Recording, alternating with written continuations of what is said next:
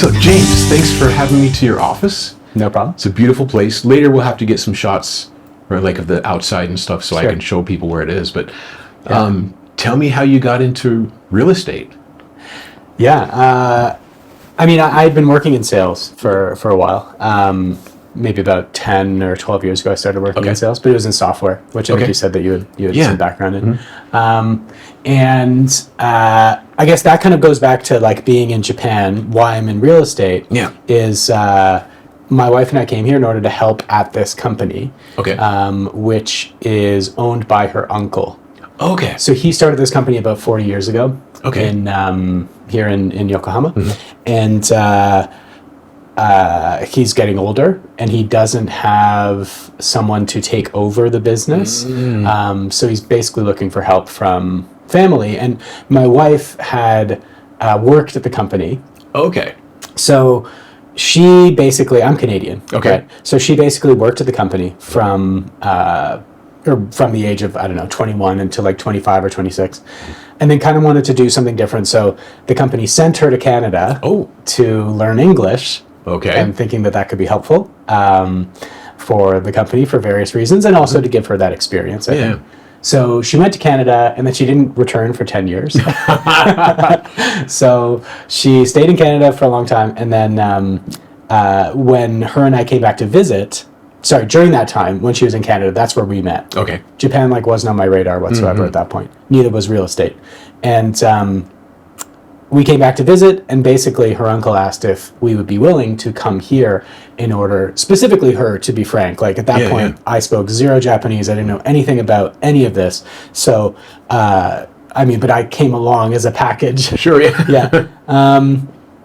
So we decided to do it. And when I first came to Japan, I'd been working in sales for a long time. I was at that point working as a consultant for sales in Canada, and I continued doing that remotely, and also a sales trainer. But I pretty quickly was able to recognize that there was like an opportunity to basically open up what we do here at our company to foreigners. So foreigners living in Japan. And it's a line of business that this company had never done because everybody here is Japanese. Everyone speaks only Japanese. I just started, trying to find clients. Okay. And because I have a business development background, that's something I like doing. It's fun for me to do that and learn. So that's kind of how I got into this real estate side of things. One thing that's kind of interesting about that is that I didn't actually even get the okay to start doing it. I just started doing it. I just started doing it. I wasn't getting paid. I wasn't a part on the payroll or anything like that. But I got really lucky. Like pretty early on, I was able to bring in a deal and pass it over to our team downstairs and help this foreign family that had been living in Japan for quite some time. Actually, sorry, it's a foreigner and a Japanese, and they have kids. And I helped them, purchase their first home. And I say I did, but really I just find these clients and I'm able to pass them on to our licensed brokers and then kind of be an in-between as well and continue to carry on with the deal. And then, things just kind of snowballed from there. And that's cool. Referrals, right? Yeah, referrals. And I use LinkedIn. I think we met through LinkedIn. We met through LinkedIn, yeah. LinkedIn has been really good to me. LinkedIn is amazing. Yeah. It really is. I do all the social media, not so much Facebook anymore. Before doing the YouTube channel and podcast, I used Facebook a lot. It was more like friends and family. Right. The big one for me is X, Twitter, because a lot of people will be there who are in Japan, and all the politics aside, there are creators who live in Japan who want to interact, and then you can have conversations back and forth, DM each other, say, let's do a collab or something. Wow. I've met some people through that, met a few people through YouTube, of course. I upload to other platforms like Rumble and BitChute. I've never heard of Rumble. Rumble, it's kind of like YouTube. Okay. But it's there are no guardrails. Okay. So you can basically say anything you want. Okay. Yeah, which means anybody can go on there and say anything they want. Okay. And it's very rare that they would tell you like, "Hey, we don't want that video on here." Wow. Yeah. Interesting. So it's the Japan niche hasn't grown as much on Rumble. Yeah. But when I do talk about things like natural disasters, I had one about earthquake preparedness and earthquake kits. That got a ton of views. Wow. The stuff where I talk about Japanese history, it's like maybe 2 or 3, But YouTube is the main platform. Right. And this podcast goes up on YouTube. That's why we film in 4K. People watch on their TVs. Yeah. Yeah. Yeah, I mean, I think it's social media for me. Well, like X, sorry, I should mention for X. I mean, I actually have an X account, and I will go on there because there's people who I follow, especially, I really like economics and just learning about, and I'm a total lackey. Like, I don't have like a real economics background, but maybe about 5 years ago, I just started getting interested and started going down these rabbit holes of just learning about how the world works from an economic perspective. And I find that X has a lot of interesting people who share up-to-date information about, what's happening in various economies or geopolitics or whatever. So I use it for that. But going back to LinkedIn for a sec. So LinkedIn in Japan is, I think, the one thing that I was lucky to kind of recognize early. Like, I had been on LinkedIn for a very long time. Obviously there's people who've been longer, but I've been a member there for at least like 10, maybe 15 years. And yeah, I think my account started in like 2012 or something. Okay. And then for the first let's say 7 or 8 years, I barely used it. Yeah.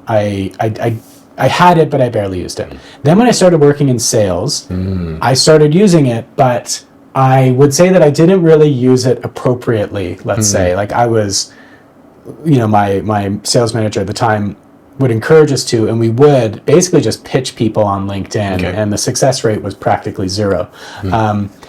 But it was important to have a LinkedIn presence. Then when I moved into consulting in Canada and kind of working on my own a little bit, I started experimenting more with like posting and actually putting yourself out there, because I remember reading these things about like, the amount of people who are on LinkedIn. There's like I think there's a billion people on LinkedIn. I'm not sure. There's a lot.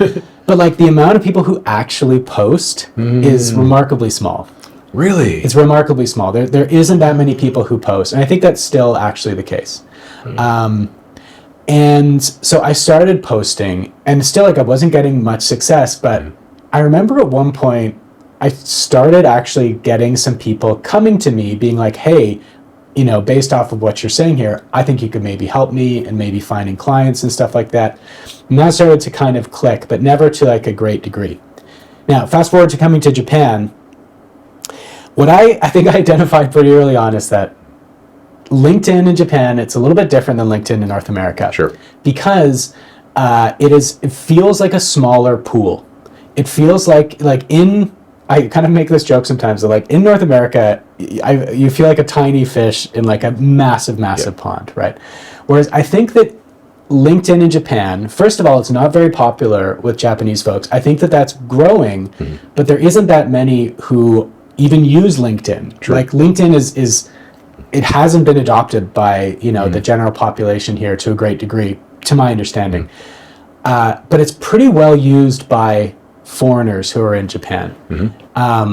This is all just based off of like, I don't have hard facts for any of this. It's just observation. Just observation. Me too. So by coming and by posting in Japan, I say that you can become a mediocre sized fish in a smaller pond. I think actually a bit easier than in say North America.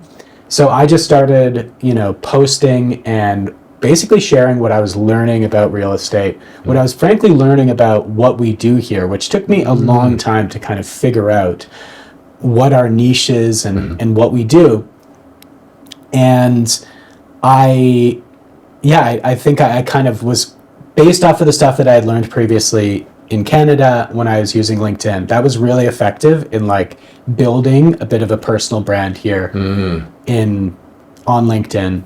and seeing some success. And now, frankly, getting a lot of inbound through LinkedIn. I have a lot of people who reach out to me, and other deals that have been done purely through LinkedIn. And it's I'm pretty amazed. And obviously at this point now, I have like referrals and other things like that are pretty fruitful. But LinkedIn has been such an integral part of my kind of real estate journey here in That's Japan. Great. Yeah.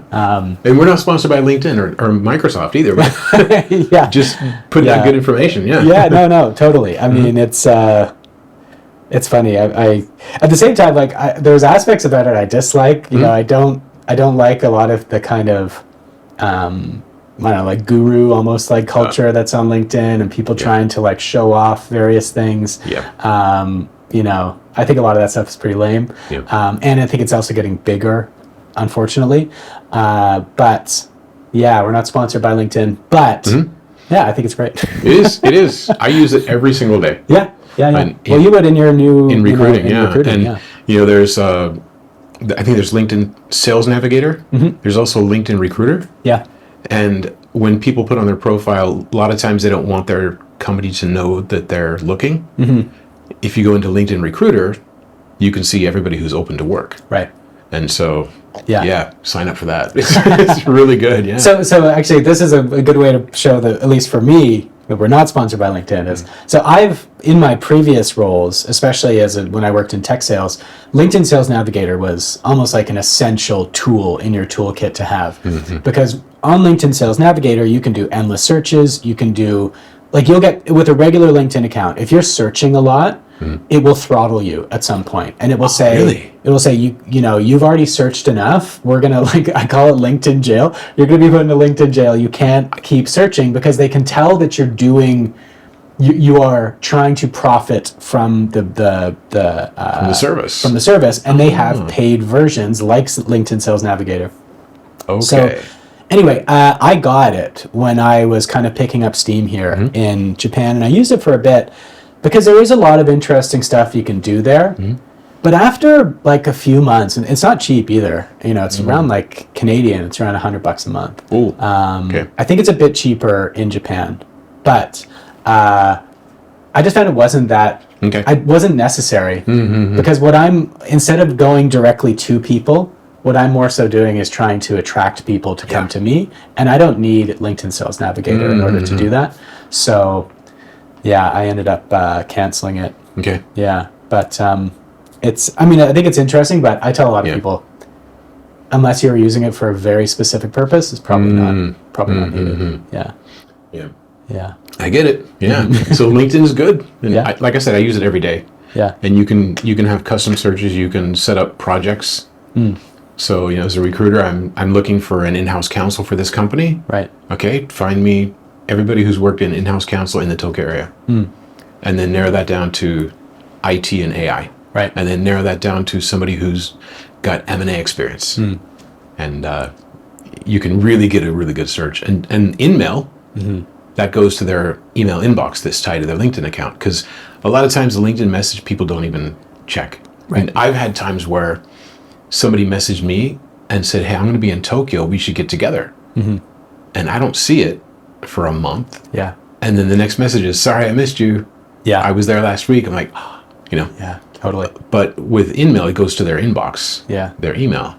And so I've had people respond to that I've actually met. So, but that works in my business. Yeah. Oh yeah, I could see that. I mean, I'll tell you one thing, and this isn't for now, but I love sales, right? I was a sales trainer, so I just really enjoy learning different strategies and tactics. And one really cool thing that you can do that we used to use a lot when I worked in tech companies was on LinkedIn Sales Navigator. One of the things you can do is search people's previous positions, right? So you can look for people, and this is how one way use case you can use that.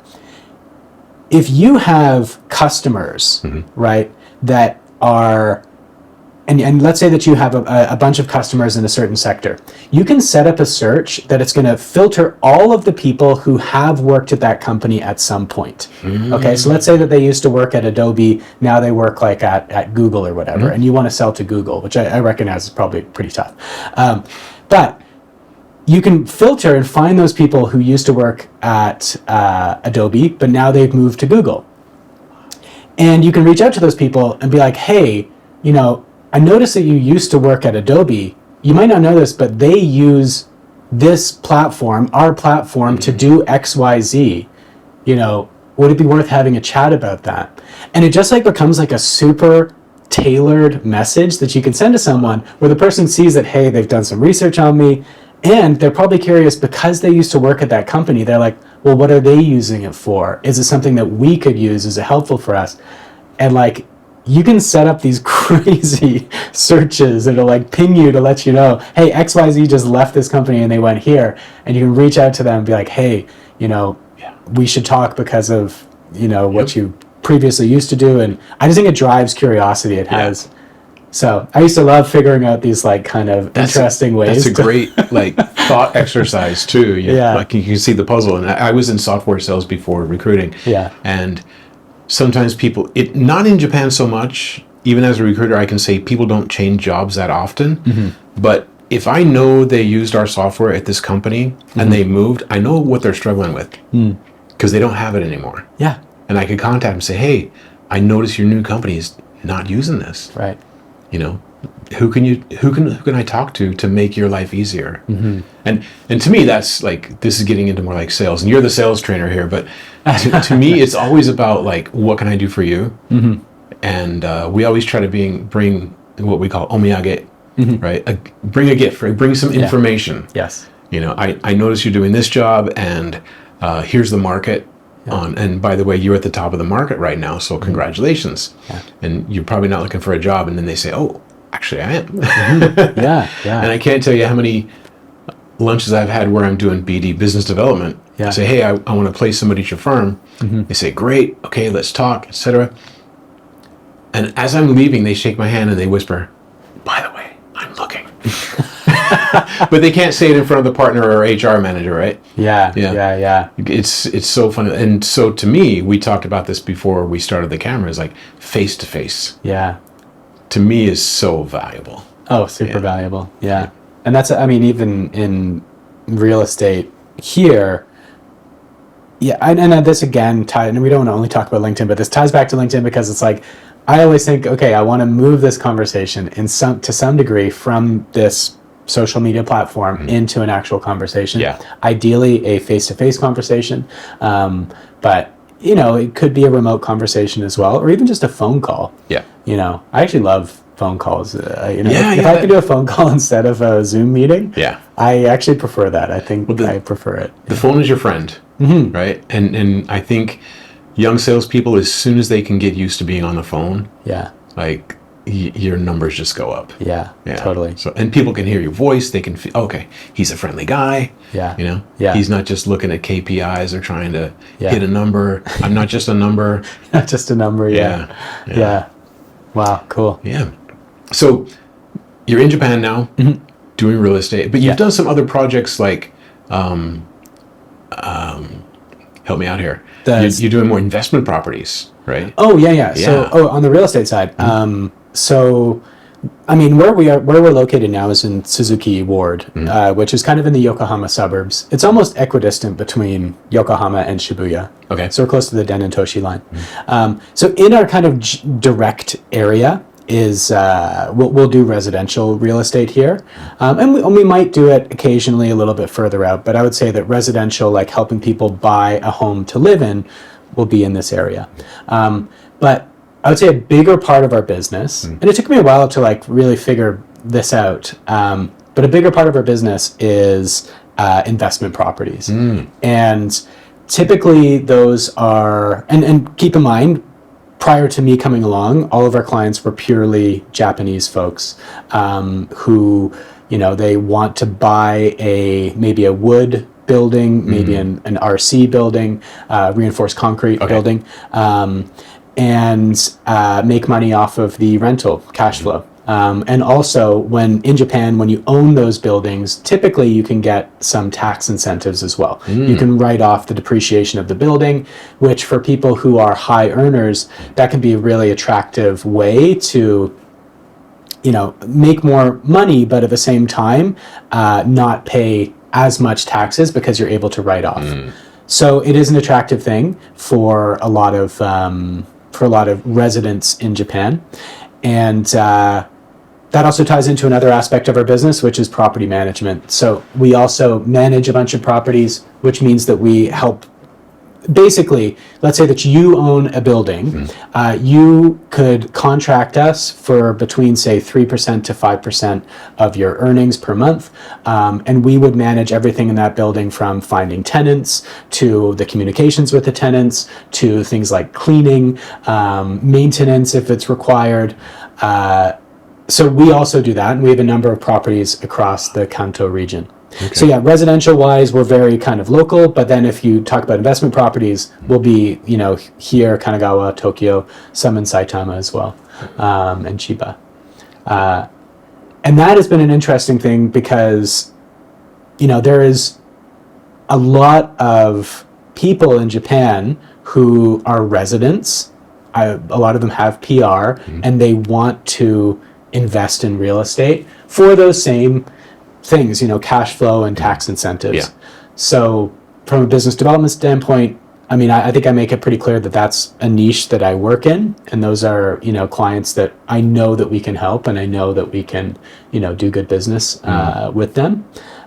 So yeah, that's kind of another aspect. Well, there are a lot of high earners in the foreign community. Like lawyers, bankers who have that extra money. And I know a lot of lawyers who have rental properties around Japan. Yeah. And the question always comes up, who's going to handle all the paperwork? Yeah. Who's going to handle the moving in, moving out? Because that's a big issue, right? They go in and replace all the wallpaper and make sure the toilet's working and the shower's working. Yeah, totally. And also the big thing in Japan is always the garbage, the rubbish, right? Yes. What do you do with that? Yeah. So yeah. I can see a big demand for building management.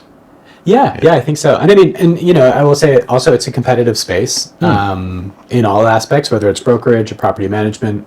But I think that we have an interesting little niche here in the sense that, our company is not a company that's focused on servicing the foreigners in Japan market. And there are some great companies out there that's their niche. They will, they're basically a company that from the get-go was created to service that market. We are like a very traditional Japanese company that just so happens to recently have opened up its services to foreigners. And I think that there's some people who, they like that. There's maybe there may be some deals and things like that we have access to that some others don't see as often. And also just our local knowledge outside of, say, direct central Tokyo, our knowledge of the investment markets in some higher yielding areas that surround the core is pretty high. So yeah, it's been just like fascinating learning about this, and also, from a business development standpoint, it's really fun to like see how your business is unique and how what your unique selling points are, which I didn't know any of that before I started. And it's not just, so it wouldn't just be an apartment building. Let's say I have $1 million, I want to buy an apartment building, or 10 million. Yeah. What if I want to get an office building? Is that something you can help with too? We do see potential deals that come our way for offices, but I'd say we're much more focused on multifamily, which would be, a building that has, I think that technically it's anything more than 5 units. That's, we're more on the residential side.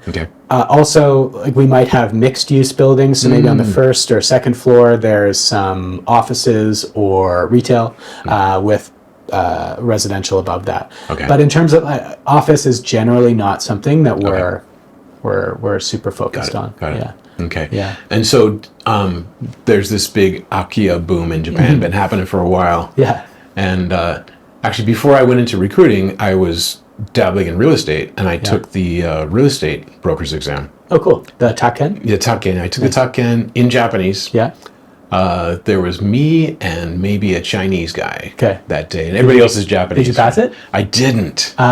or I'd be doing real estate right now. But and I made some real estate. Hard. I mean, I think that the pass rate is less than 20%. Yeah. It's only once a year. Yeah, it's pretty hard. It's once a year, and then I think you wait a couple months to get your results. Yeah, and actually, good for you for going for it. That's cool. I went for it, and I thought, I have a lot of friends overseas who are successful lawyers, and they say I want to invest in Japan. The exchange rate. Yeah. They hear about Akiya meaning, what's the good word for that?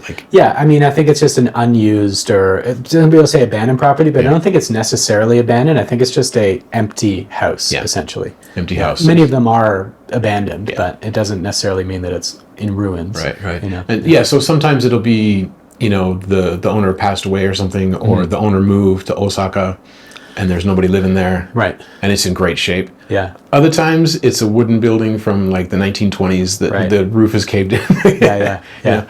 But have you had a lot of inbound traffic on Akiya? I have, yeah. I mean, there's a lot of people who are looking for help with Akiya, and I think that the space seems to be thriving in terms of the amount of businesses that I'm seeing that are. I wouldn't be surprised if it's starting to maybe almost get oversupply in terms of the amount of service providers that there are on the service side. But I do get a lot of people who reach out. But really, it's not something that we do. We don't help with Akiya. And it's not because, I mean, typically, and you could probably understand that, if you sell a profitable building to someone in a more central area, that's going to be something that is going to be costing anywhere from 100 million yen to as high as you want to go. And brokerages can make a lot of money off of selling those. And Akiya, on the other hand, obviously there is some changes in regulations recently, which I don't know a ton about. You can make a little bit more money than you used to be able to make off of them, but obviously it's nowhere near the same amount. If you're selling something that's, say, 10 million yen, or 10 million yen versus 100 million yen. Yeah. So, but it's not even just that from my team downstairs. It's not just that. They also just don't necessarily feel comfortable writing deals and contracts for kind of dilapidated houses. They, don't want to be on the hook for something that they, I guess, don't. I actually don't know how much, what side it is, but all I know is that we don't really focus on that. Also, if you have a modern, what do you call it, RC, reinforced concrete building, where you can put 10 families in there and collect rent, and the amount of paperwork, in my estimation, is the same for a $10,000 building as a $1 million building, or $10 million building. The amount of paperwork is the same. The ROI is just. This is why I think a lot of Japanese brokerages don't even touch Akiya. Yeah, I think so. Yeah, I mean, I think you're probably right, and it is about the same amount of work. If I'm selling, a house that's occupied or a new house versus a house that's 50 years old, in some ways it might actually be more work for the Akiya because there's so many specific things that you would need to account for when you're writing a contract for it, and that's why there are some brokerages who focus on that. That's their thing, and they probably do a volume that makes sense for them. And that's just not our niche, and we don't do it. I get that, yeah. And I think that if it was the right property and there was some type of opportunity there, I wouldn't say never, but typically it's just not something that we do. Yeah. And there are a couple of guys that go around, some Japanese, some foreigners, and they will bring cash to the table and say, okay, how much you want for this property? It's 3 million yen. I'll buy it. Right. And what they're looking at is the distance to the closest station. Right. I speak on a couple of deals. One was really near a really popular station, and the tenant had bought it and lived there for 20 years, didn't do any maintenance or upkeep. Wow. So the whole thing had to be renovated, but the person who bought it specializes in that space. Okay. Right. He's got the contractors lined up. Yeah. He's got the law firm lined up, the contractors, and the person to buy it, basically. So basically they get the whole thing locked and loaded and say, okay, I'm going to spend, but let's just say in dollars, I'm going to spend $20,000 buying this, $20,000 renovating, I'm going to sell it for $100,000. But it could take 6 months to a year, right? So your capital is tied up for that time. Yeah. So there's the on that, there's the ROI, but then there's also the regulations get updated. So you have a house that, what is so funny is I look at homes in the New England states in America, a 1927 house can go for, $1 million. Yeah. Right. Where a McMansion will go for $500,000. Right. But the old, like stately looking, well-groomed, manicured landscaping with a good solid foundation, that'll go for a lot of money. Right. Yeah. In Japan, since we have earthquakes and tsunami and humidity, those properties, it ends up being a lot of times where the ground underneath the house is worth more than the actual structure, right? Oh yeah, absolutely. Yeah. So, I mean, eventually the house will basically become worthless, even, and then it is just the land. Yeah. I mean, but, and I think in that space, I don't know very much about it. So everything I'm saying is just my own personal speculation. I think that there is definitely opportunity there. And for, people like you're speaking about who, have experience in flipping these properties and maybe turn them into something that's profitable from a rental perspective. I mean, I think those are out there. I think one thing though this is just a hunch that I have, is that there's a lot of savvy real estate investors in Japan who are local Japanese agencies, companies, those types of things. And I think that for a lot of these, let's say Akia that could be used for investment purposes, I don't think that there are just tons of them sitting out there that are just waiting to be plucked and turned into something profitable. Like a lot of times they're abandoned for a reason. Like no one lives there for a reason. And maybe it's because the area is just struggling. Yeah. Maybe it's because it is the population's declining, and then this distance from the station, most people just don't want to live there. There isn't other infrastructure nearby. Maybe it's that there's regulations that you can't renovate it, or you can't tear it down and rebuild it. I mean, you would be able to renovate it, I'm sure. But so I just think that I always think, like, if you're going to do something like Akia, I think the safest bet is probably that you occupy it. That you have it as a summer home, maybe something that you put on potentially like Airbnb or something like that. But I just have this thought that probably, and there's a good chance that I'm wrong, especially in some areas. But a lot of them, it would be tough to turn it into an income generating, like really profitable place. Yeah. I think a lot of those places are probably scooped up. If they can be, but I might be wrong. That's just my guess. You do have a point. I mean, when you say they're empty for a reason, and usually a good reason, and I think the savvy investors, they're looking on, what is it called, the range system, right? It's the MLS for Japan, right? They look at the range system. As soon as a property comes up, they probably go see it, and if nobody's bought it, it's probably a good reason. So. Yeah, I mean, and whether it's on Rains or it's even just, there's a ton of off-market deals that happen for land, and I'm not sure about the Akia space, but I mean, Rains is really interesting because everything is on there, but there's tons of deals that happen before something will get on Rains. And I've had investors who have told me specifically that if it's on Rains, they're not interested. Basically, in their view, and I'm not saying that this is correct or incorrect, but in their view, once it's on Rains, it's already been picked over by, let's say, other investors, and they weren't able to sell it privately, so now they've put it on the public market. But the thing is, like, I'm not saying that everything on Rains is not good, but this is just the opinion I've heard from some investors that once it's there, that means that we want something that is pre-Rains, let's say. Pre-Rains, wow. Yeah. So off the market. Yeah. What do they call it in Japan? Kuchikomi, word of mouth. Yeah, right? Exactly.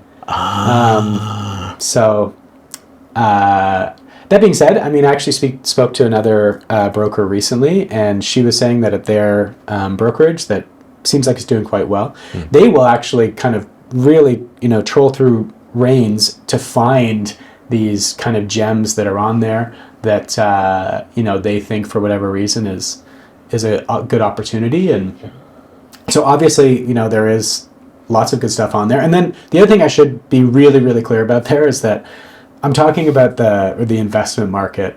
Residential wise, I mean, I think it's very common to use REINs if it's someone actually living in the house, but for investment purposes, I think there's less on there that maybe for, you know, common or really savvy investors, they're maybe looking for something private that's they're going to get before it goes on. So there's the investor and then the resident. And the resident. So we're making a distinction. You're talking about the investor. I'm talking about the investor side, yeah. On the resident side, obviously the same thing. There could be private deals that happen. Also, some agencies won't put it on REINs because they want to be the ones who sell it instead of, you know, they want to be able to find a buyer on their own.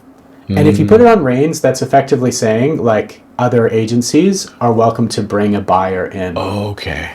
Which means then you would be splitting the commission. That's right. Yeah. So they might not put it on REINs. And just on the residential side, there's definitely been times where I've you know, found, or there's been some type of property that maybe someone has come to me and said, hey, you know, can we take a look at this property? It looks pretty cool. And we check and it's not on REINs. And if it's not on REINs, that means that it's likely going to be exclusive to them. So they're the ones who are going to be, we could still reach out to them and say, hey, would you be willing for us to bring in a seller? But it might be that agency is trying to source a buyer themselves. So, okay. Yeah. That makes sense. That makes sense. So if a person were to, and I don't want to focus on Akia too much, but if a person were to find a house and want to renovate and live there, right, that might be a viable option, right? I mean, again, like the Akia space, I don't know a ton about, but I would say so. Like, because the way that I see it is that if you like living in Aomori, for example, there's tons of Akia in Aomori, and like for extremely, extremely cheap. And if you find a place that you actually want to live in, or you want it to be your summer home or whatever, and you like that place, and regardless of whether you make any money off of it or not, you're like, this place is somewhere that I want to either spend all my time in or spend some of my time in, that's great. I mean, go and renovate and go for it. I think that where it probably gets a little bit trickier is when you're saying, I want this to be something that I'm going to make money off of. And my guess is that would be, you need more scrutiny in what you're looking at. Yeah. I think a lot of people who've been successful overseas see Japan very similar. I'm going to buy this property, it's going to appreciate. I'm going to buy this building, it's going to appreciate. Right. And then in 10 years, I'll sell it and whatever. I think that I would caution people who are coming to Japan to invest in real estate that you have to learn the market here. And then, you got to look at the hazard maps. Yes. So if you have a home that's empty and it's on a floodplain, there are several things to look at: the earthquake maps, the fault lines, the hazard maps, the and of course distance to stations. But I think you had a really good post on LinkedIn about the first floor garage.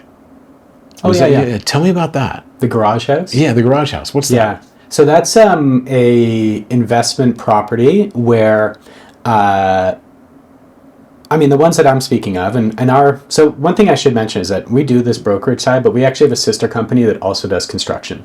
So we build custom homes and we also build rental properties. Okay. And we have done a number of projects where we build what it is basically almost like a row of houses, or sorry, I guess like a building, almost like townhouses, where there's a garage on the first floor. And then on this upper floor, there will maybe be like a 1 LDK or a 2 DK or something like that, like a 1 or 2 room apartment that's above that. And the reason that those are attractive is because you can put typically for a rental property to have lower risk, you want it to be closer to a station, because if it's closer to the station, more people are likely to, see it as a convenient place to live. But closer to the station is more expensive for land, Whereas a garage house, this is for people who have cars and who want to store cars, which means that actually they're probably okay being a bit further away from the station. So land would be cheaper. You can find land that maybe is far from the station, but it's not too far from a highway access point or something like that. So you can typically buy land for cheaper, relatively cheaper, and then build this property where people can store their cars. Another thing is that because it has this garage and this private garage, and depending on how you design it, a lot of these are actually made for car enthusiasts.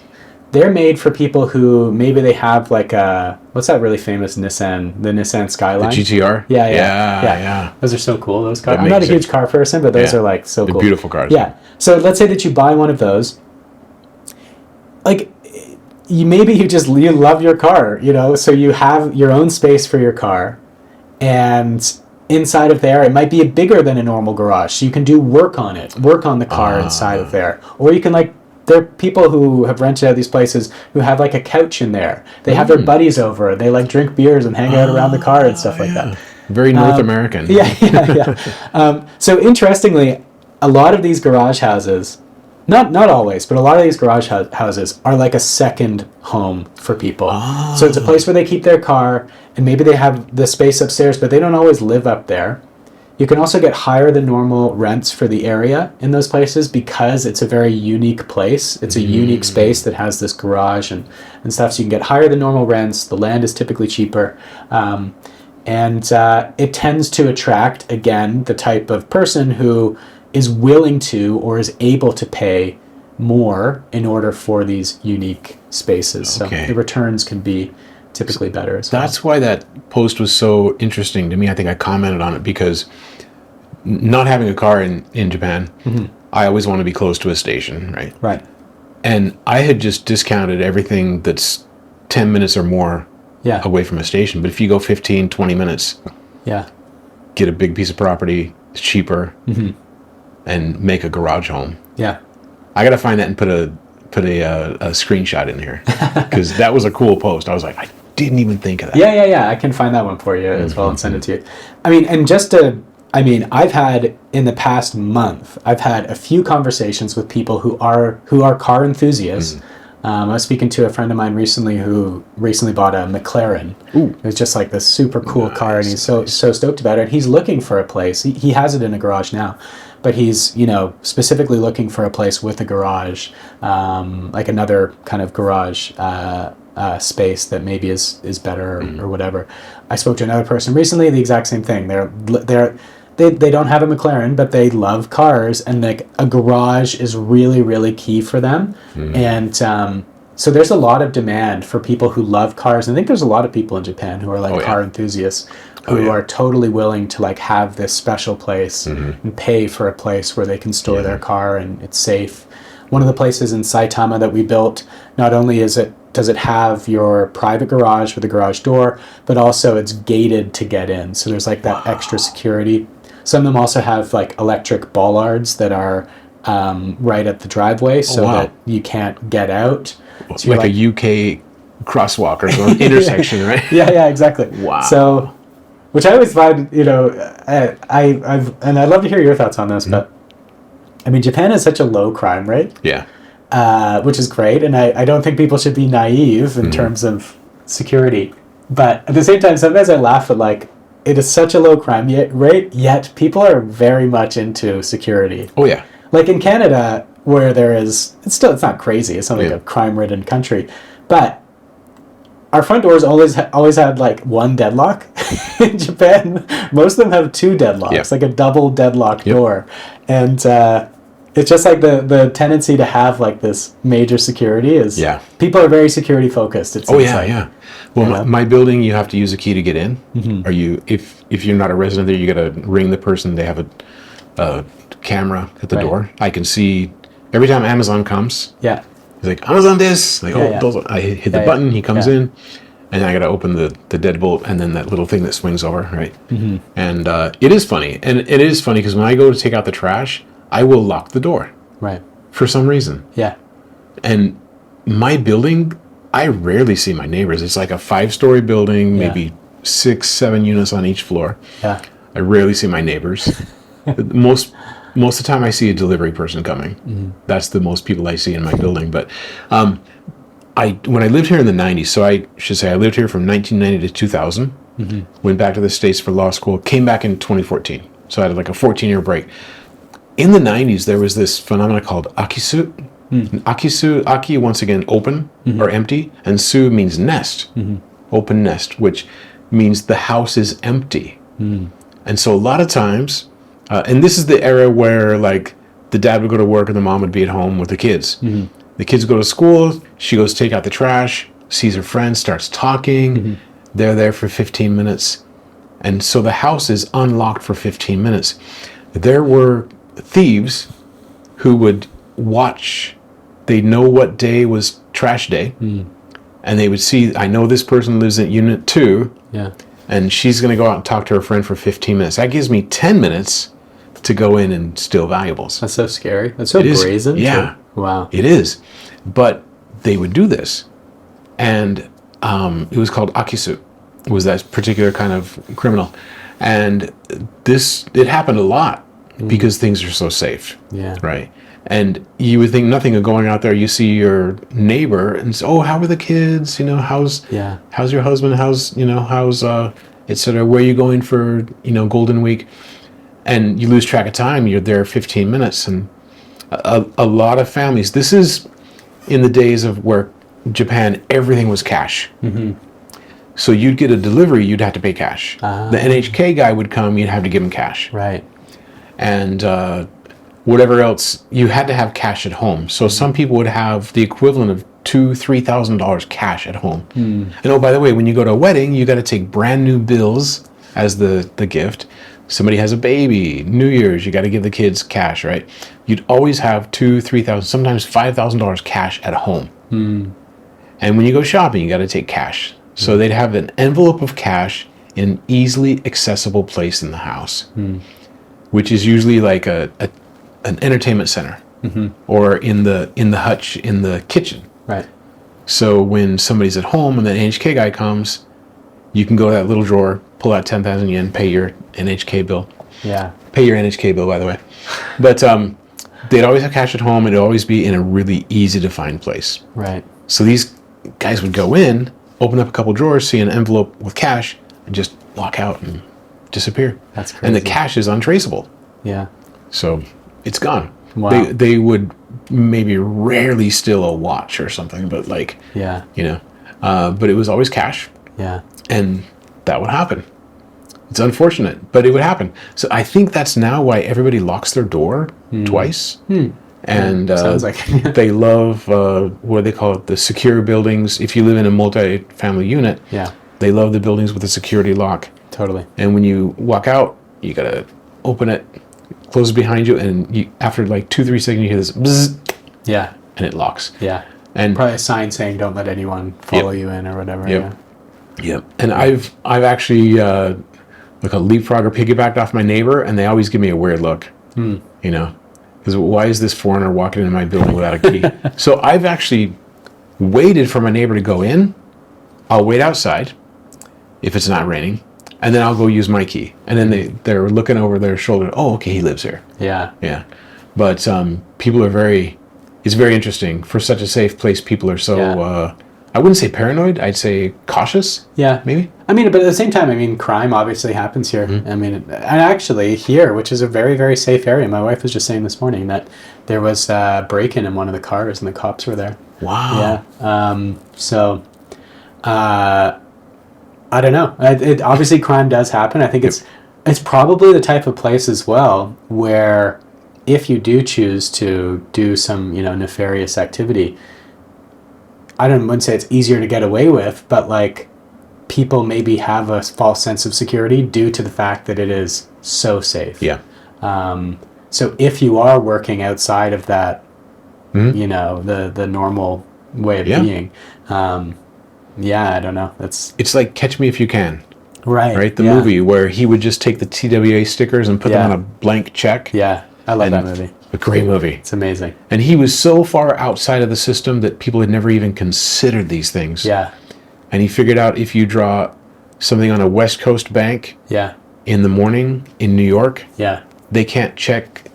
They can't check the funds. And also, like, if you you could cash your checks. And you know what's actually a really interesting thing in that movie, which I think ties into just something I've learned in general, is that, in the movie, what I think is really interesting is you can continue to see him learn and adapt as he's going. Obviously, he's committing crimes, so that's not a good thing. Don't commit crimes. Yeah. But it's like, he figures out, I can fly for free if I go on this thing. And then he figures out, I can cash checks through TWA. And then the one place they're like, no, we can't do this here, but why don't you go to, the Delta line, or I can't remember what it is. It's like, I can go there. It's like, all the other planes will cash each other's checks. And then he figures that out, and he's like, I could then make tons more of these and just go to every single, Delta, American Airlines, Pan Am, and keep doing the same thing. Wow. And it's just like he's adapting and learning as he goes along. Anyway, moving away from crime, that is such, even here in Japan, that's something that is, for me, been critical in doing what I'm doing, where I'm lucky that I have this team downstairs who has tons and tons of experience, and most of our staff are licensed brokers, or they have their taken or some other type of license. But I kind of have these guardrails, but I've literally just made endless, mistakes or said the wrong thing and just learned something. And I'm like, okay, well, now I know that. And then go on to the next one, or get asked a question where I'm like, I don't know what that is. So I'm going to go and find that out, and constantly, even to this day, and I'm sure it'll go on forever, learning something and being like, okay, well, next time I know that, or kind of turns on the light bulb of like, wow, we could try doing that, or maybe this is an angle of our business that we could be using. And really, Tracy, this is every day, there's things that come along where I'm like, I didn't know that. I didn't know that. I didn't know that. But that's good to have that learning mindset. In Japan, for me, I always feel like a beginner. I'm still learning. When I study for the Takken test, the real estate broker exam, I was learning new kanji. Wow. And I already knew over 2,000. Yeah. I knew enough to pass. I didn't pass the N1 test. I missed that by a couple of points. Yeah. And I'm not a good test taker. Yeah, I don't like tests. But I did pass the bar. That's for sure. But I took the N1. Okay. And then I didn't pass it. That's in the 90s. And then I got a job using Japanese. I thought, what? That's why I needed the test, is to get the job to use Japanese. I'm already doing that. Yeah. So I didn't, Yeah. And then I did take the Takken. I was going to go into real estate. And then it was right about the time in July where you register for the test. I got a call from the guy who's now my boss. And he said, hey, are you looking for something? And the project I was working on was ending. And I noticed that AI was taking a lot of the legal work, the administrative, lower level, low-hanging fruit. And I said, well, I'm not really looking, but I want to talk to you about being a recruiter. He said, okay, let's get a coffee. We talked, and then he was able to sell me to the boss. And it's been awesome. Yeah. But where was I going with that? I did take the Takken. It was July. I was getting ready to register for the test again. That's when I got a call from the recruiter, who's now my boss as a recruiter. Yeah. But I was going to take it again this year. But the funny thing is, and I've helped a couple people with deals. I know a guy who's a real estate, he's got a real estate company in Saitama. I've helped him process a couple deals. I've brought him a couple deals. Yeah.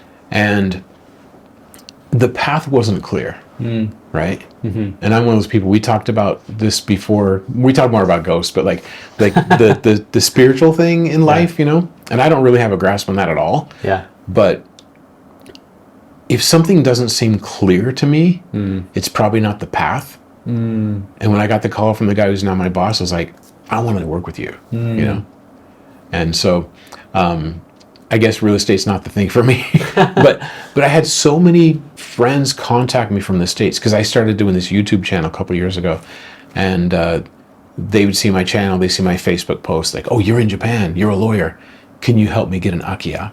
Oh, wow. And I thought, wait, if all these people really want to buy homes, I should get my license, and then I can help them. Then it didn't happen, but That's another story. Yeah. But it's going back to that. Sorry, the constantly learning is studying for the top 10 test. I was learning new stuff. I was learning new laws. Because knowing American law does not help you understand Japanese law. Right. And there are a few things. Yeah. That you don't lie to customers or you don't put out false advertising. Right. Okay, that makes sense.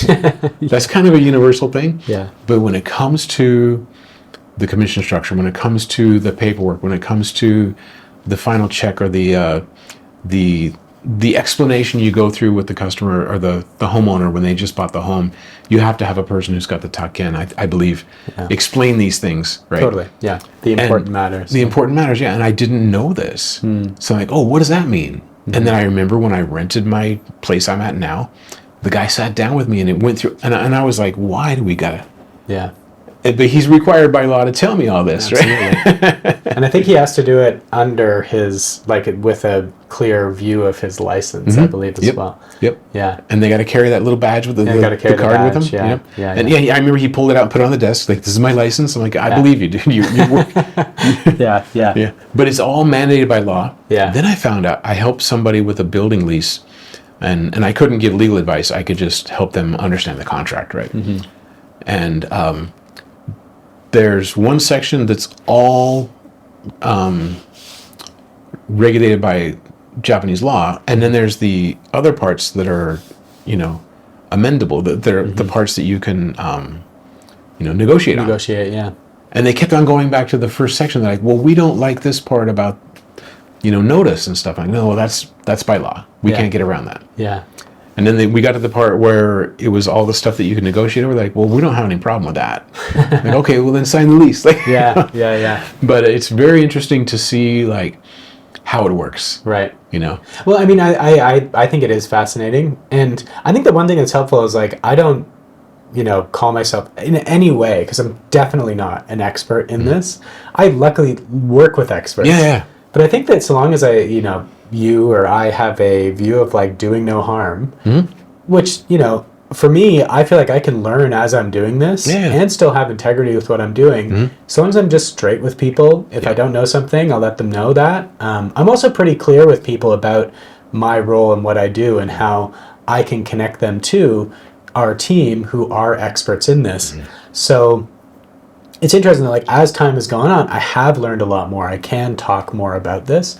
But I constantly have that kind of mind frame of I'm here to help as much as I can, and if I don't have answers to things, I can go and find that stuff. If I make a mistake, it's so interesting. This isn't just to do with real estate, but making a mistake with anything, it can actually be I think a lot of people are afraid that making a mistake is a trust killing activity. But it can very easily actually be a trust enhancing activity. Being straight up, and this isn't always the case, but being straight up, if you've said the wrong thing, if you've made some type of error or whatever, admitting that to someone and restoring your integrity with that person can be a extremely trust enhancing thing to do. Yep. And I'm not saying that's all the time. There will definitely be some people who that's a no-no for them. But I think the majority of people, when you admit your mistakes and when you admit you don't know something, most people are going to see that positively. Yeah. Especially if the opposite of that is, BSing somebody. Yeah. And getting caught doing that. First of all, that doesn't feel good for the person doing it, who's doing the BSing, I don't think. But also, that's going to irreparably destroy your integrity or your trust with that person. So, that's another thing that I've learned in my sales career. Because when I first started in sales, this is way before real estate, it's I was so afraid to make a mistake. I thought you needed to be so certain with everything. And I've learned more there's times when certainty and correctness is essential, but especially early on in relationships with people, the less certain that you are can also be beneficial, because it shows that you're going to be curious. It shows that you are, you're not trying to sell them on something that you don't even understand maybe their context yet. Yeah. And I've always found that like that's such a, I was almost like, actually I was thinking about this thing the other day, I was going to write something about it, but it's like, there's almost like, to me, there's this, in sales, and this could be with anything, it doesn't have to be with just real estate, but there's almost like this range of certainty. And I think that at the start of a relationship, you want to be a little bit more uncertain, because let's say that you have an interest in buying something, it could be anything, and you come to me, and I right away, when I meet you, I'm telling you, well, this is what you need, this is it, this is the right thing, trust me on this thing is everything, it's going to be perfect for you, blah, blah, blah. I don't think that I'm going to build as much trust as instead if I was to say at the start, well, I'm not sure if this is actually the right thing for you. Let me learn a little bit more about who you are, what it is that you're trying to do, what problem you're trying to solve, and we can figure out if this is something that is helpful. Yeah. And being uncertain like that, like tactically uncertain, never said that before, but anyway, but being like that and then discovering as time goes on, and then that will lead to more certainty. And there, obviously, in any sales, there will become a point where it's like you need to be pretty certain with someone that, like, I've learned enough about you that I really think that this can help you. But at the start, you're better off, I think, being a little bit uncertain, a little bit, and because the opposite of certainty is like curiosity. Yeah. Is it? I don't know. I think so. It sounds good. Sounds good. Yeah. So you want to be curious of that part. And luckily, in just tying it back to real estate, because I'm not an expert, I can really be curious with people and asking them questions as to why they want to do something and what their motivations are, or what they're trying to solve for, and then ideally keep moving that along. One thing I learned is to ask people when they say like, "This is what I want." Say, "Why is that important to you?" And you learn a lot about people and open-ended questions. Totally. Which I'm not always good at. Yeah. But, And sometimes taking things at face value, a lot of times. So in my job, somebody will say, "This is exactly what I'm looking for," and I'll say, "Okay," and I go look for it. That job doesn't exist, Right.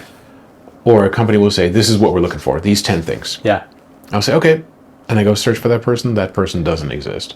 Yeah. And I've learned to say like, why is this skill important to you? Right? And I guess in real estate, it'd be like, why is this feature important to you? Right? Oh, we want a rooftop because we have rooftop parties. Like, oh, okay, that makes sense. Yeah. And same thing with cars. Like somebody comes in and is like, "I'm looking for a Ferrari." Okay, tell me a little bit more about you. Well, I'm married with 4 kids. Yeah. And we only have space for one car. It's like, are you really looking for a Ferrari? Or are you looking for a minivan?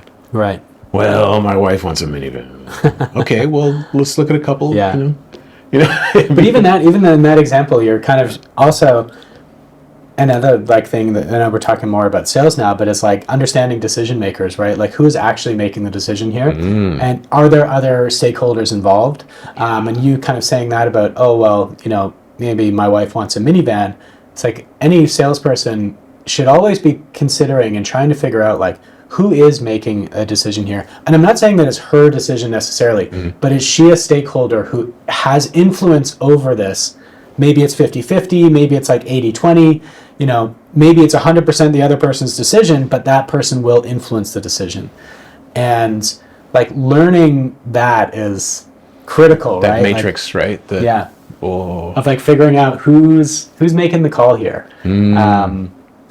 Because a classic piece of sales advice, which I've made this mistake so many times, is taking a no from somebody who isn't authorized to give you a yes.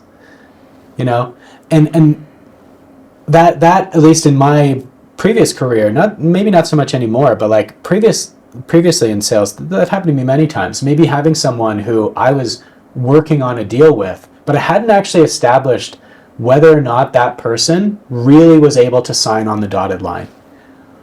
And I'll give you an example. You're speaking to, say, a director of some department, okay?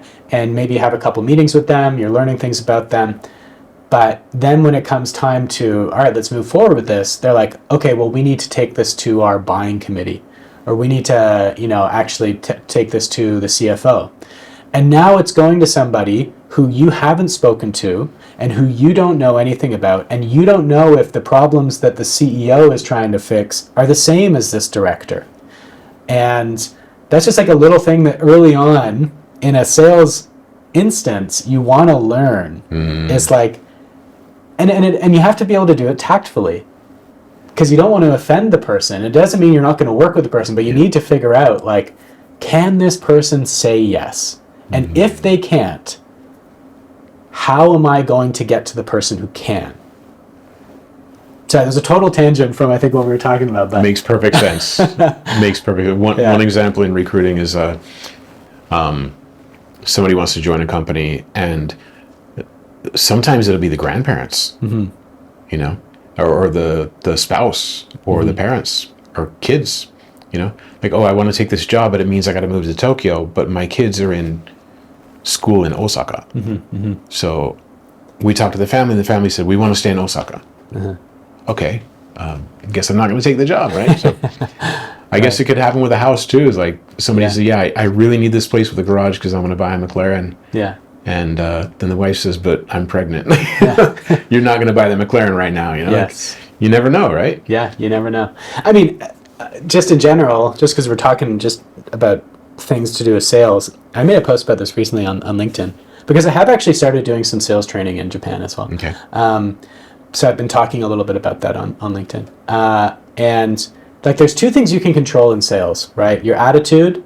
I say this is cringy because I picture my old manager saying this. The cringe post, yeah. Cringy, yeah. Because, the two things you can control, attitude and activity, right? Your activity are the things that you do in order to make stuff happen. So setting meetings with people, sending messages to people, calling people, sending proposals out, asking people for business, like, that is activity. You have total control over that. Making a post on LinkedIn.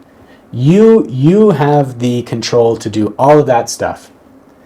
And then the other thing you can control is your attitude. So you can control maybe detaching from the outcome and saying to yourself, you know what, a lot of these deals aren't going to close, but I know that some of them will, and I know that the more that I work these things, the more I'm going to figure out how to, influence that and how to get to that outcome.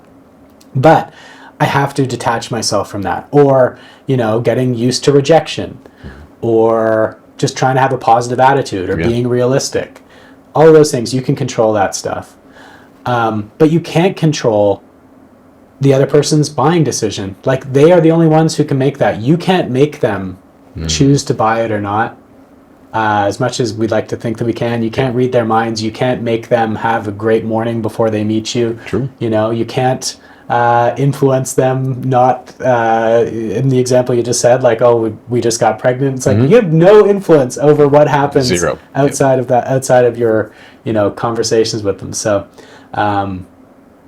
it's just like a thing. I have to remind myself that a lot, because the vast majority of, deals or things that we work on, nothing happens for a very long time, or there's maybe no's or rejections, but that happens more often than yeses. And that's why, if you can focus on the things that you can control, it just feels way better. I think. Yeah. And to me, action always makes me feel better. Yeah, totally. Yeah. Whether it's going to the gym. Yeah. Or, when I worked from home, there were days I would be like in my sweats working on the computer. And I thought, well, I got so much done today, but I don't feel like, I feel like I don't feel good. Yeah. And I would get dressed up and go to the store, and I thought, oh, wow. Yeah. I'm out here in society seeing people, Totally. And just that control. And that's a very simple thing, right? Go out and get some sunshine. Yeah. That's a very simple thing. Yeah. But I think for people who are in sales, is like that activity. Yeah. Yeah. Yeah, just you can control that stuff. You can control it. Wow. Absolutely. It's amazing. So what's next? Your vision of the future. Yeah. I mean, I'm still going full steam ahead on the real estate side. And, more and more, I really still think, like, I'm so early stage with a lot of this. And I can start to feel like a bit of a critical mass that's starting to come up in terms of the referrals that I'm getting. And again, some of these things might take a year or two before anything really happens, but I'm building a network of, clients and potential clients, I'm starting to like feel this energy building up in that. Personally, sales training is something that I want to do more of because the real estate stuff is really interesting to me. I enjoy it. But at the start of this year, I kind of realized that I really missed when I was a sales trainer, just getting in front of people and going through kind of workshops and working with people directly, especially with groups. In fact, actually, I much prefer groups over one-on-one. But at this point, like I've trained previously about 500 adults in like the fundamentals of sales. And I kind of let it go when I first got here. And I just realized I miss it. So recently I've been doing some LinkedIn Lives where I'm teaching some sales skills. I've had some really cool conversations with people to help them out with their sales. And I would like to have a run at, turning that into some type of business here in Japan. The thing that's really challenging, as I'm sure you can appreciate, is that, there's so much time that's focused on the real estate side that it's really tough to kind of balance those two things, especially when the real estate side is a priority. So I'm kind of figuring out like how can I do something that is sustainable and that is still fun, but that can also provide some value to people, while also balancing that with my real estate side. At least they tie in. Yeah. It's not like you're going to be a sports trainer and do real estate. Right. Yeah. Or like teach guitar and real estate. Yes. Yeah. They tie in. So and I find when I've helped a couple people with their channels that haven't achieved massive results yet, but I've helped a couple friends who have channels. And when I'm talking to them and just kind of going through like, okay, why did this video work? Why didn't this video work? Or, I'm thinking through the fundamentals myself. Right. And then my next video is better. Right. Just because I help. So I think, and I've heard people who teach martial arts, I'm not a martial artist at all. Yeah. I'm a lifetime white belt, but the people who teach, they go through the fundamentals and they get better. Oh yeah, absolutely. I think so. And also I've always found that, teaching sales, because I'm also a practitioner, and because, sales is another thing, frankly, I think this is for better or for worse. I never really see myself as an expert in things, and I'm constantly trying to learn and sharpen and also just like simplify things. So you're absolutely right. Like when I'm teaching sales, I'm reminding myself constantly of things that I could be doing or should be doing in my job in order to improve it. And I think that I love that. I love being a practitioner and also doing the training. So that's one thing. And then the other thing, I mean, obviously learning Japanese is just like a ongoing struggle. And it's going okay. I passed the N3 last year. Okay, good. Yeah. Good. And I made a post about like everything, but it's tough because the more you focus on business, it can really eat into your studying time. So recently I've been doing a business Japanese course with a tutor, and that's been really cool. And I've been trying to read more, trying to kind of find something or things that are interesting to me that I want to do, and moving away from textbook learning, let's say, and finding those things that genuinely interest me, and always trying to kind of improve those skills.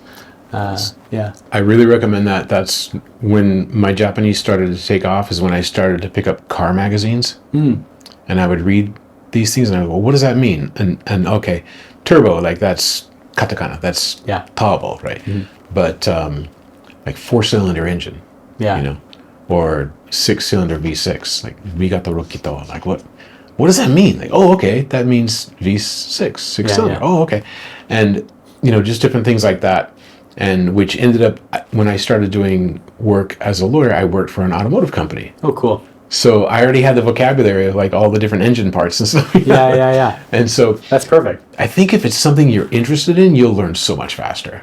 Yeah, I mean, so I love rock climbing. Rock climbing is like one of my like number one passions. And the stuff I've been reading recently, I've been like finding these cool articles and stuff like that. And I do have this cool software I've been playing around with, which actually started by a Canadian, but it's called Link. Okay. And basically, it's a reader that kind of, you can read stuff online and you can save words that you know. And then when you put a new piece of content into it, like an article or even a ebook or something like that, it'll quickly scan it and it'll tell you almost instantly, like, in this book, you know 70% of the words. And because it'll recognize, based off of what you've previously done, it'll recognize what words you know. So you can find things that are like, in that kind of sweet spot where you know enough of it to be able to read it, but you're also getting new words along the way. And then if you mix that in with like learning about climbing stuff, which I love, like reading an article about, some pro climber or whatever here in Japan, that's like a potent cocktail, That's like, pretty cool. It's pretty cool. I know that before we started, you were talking about sales, or sorry, you were talking about learning Japanese prior to, software and stuff like that. But yeah, this is something that for me is pretty cool. Yeah. It's, for me, it's a double-edged sword, the technology age we're in now, because I learned Japanese using books. It's very labor intensive. Right.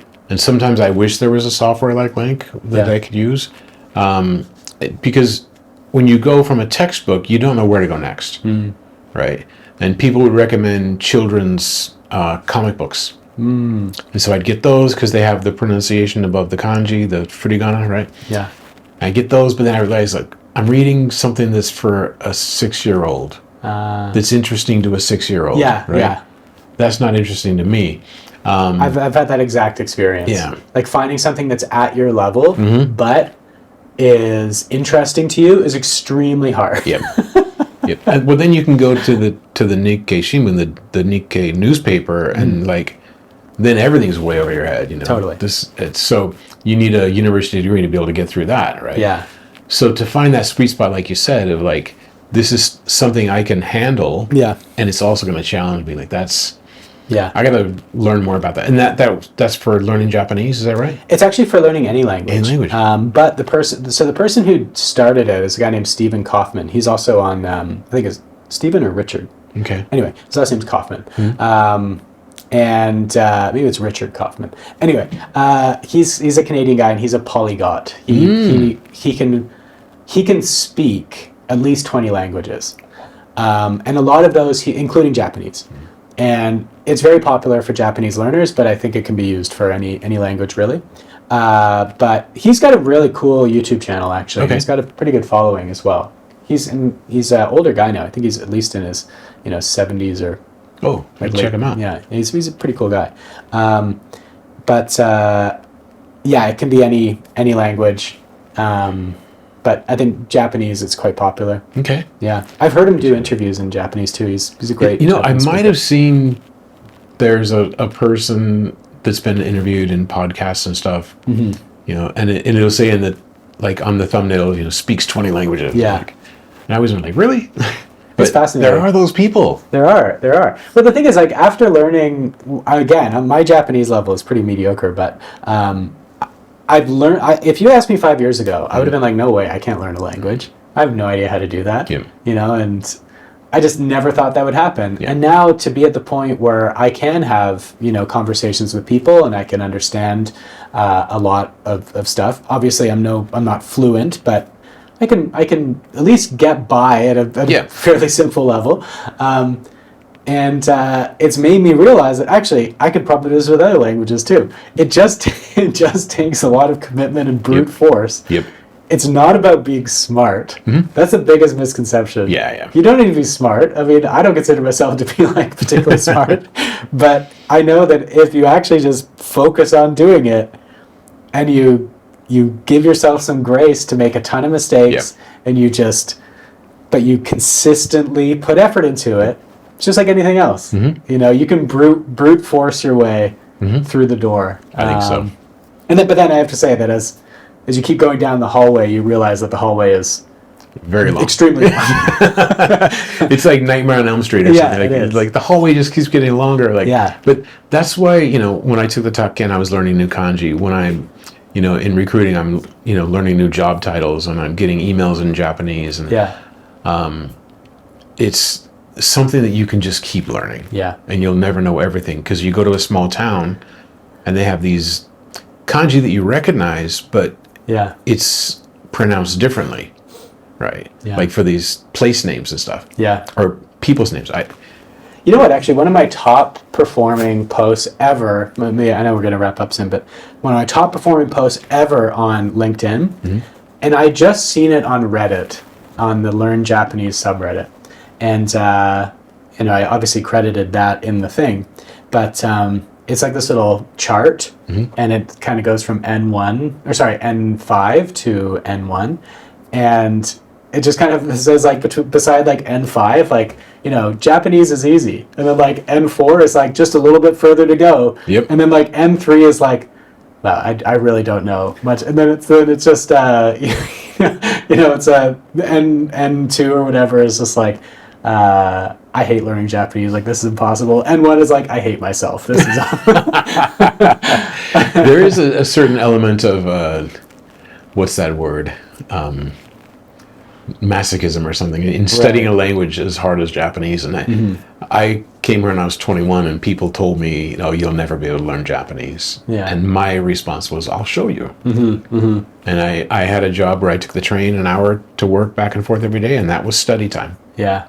That's a great place to study. I like studying on the train. It's great. And it's an icebreaker too. People see, like, oh, you study Japanese. Meet some interesting people on the train. I remember doing that in coffee shops. Like, I went to Japanese language school when I first got here for about 8 months. And I would just sit in a coffee shop, and then people would, or like I would go to the climbing gym regularly, and I'd have my book there, and, you know, people, when they see that, people come over and they'll chat with you and stuff like that. So, I've had a lot of conversations with people that have been, you know, brought up because they can see that you're studying.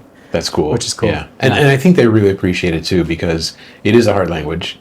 It's hard for Japanese. I've had people tell me before, like, no, I've forgotten a lot of kanji. Japanese people tell me this. Oh, no, I know. The amount of Japanese people who have told me that, like, oh yeah, I barely understand kanji, which I know they're being, you know, modest. Obviously they can, but the amount of times they're like, oh yeah, kanji is, like, really hard. I barely even know it. I get it. So let's land the plane. Where can people find you? So I mean, LinkedIn is probably the easiest place to find me. So you can find me under, obviously, James Howell, which is my name. And then we also have a company page, which is not super active, but you're welcome to follow us there, and that's Kanachu Real Estate. But yeah, reach out if anyone wants to talk. I love chatting with people. I also have an office in Tokyo, so if people, you know, are there and they want to meet for coffee or something, awesome. Well, thanks, and thanks for having me over. All right, you're welcome to come back anytime. Okay, cool. All right, thanks a lot. Thanks a lot. Cool. Awesome, man. Well, that was fun. Yeah, it was great.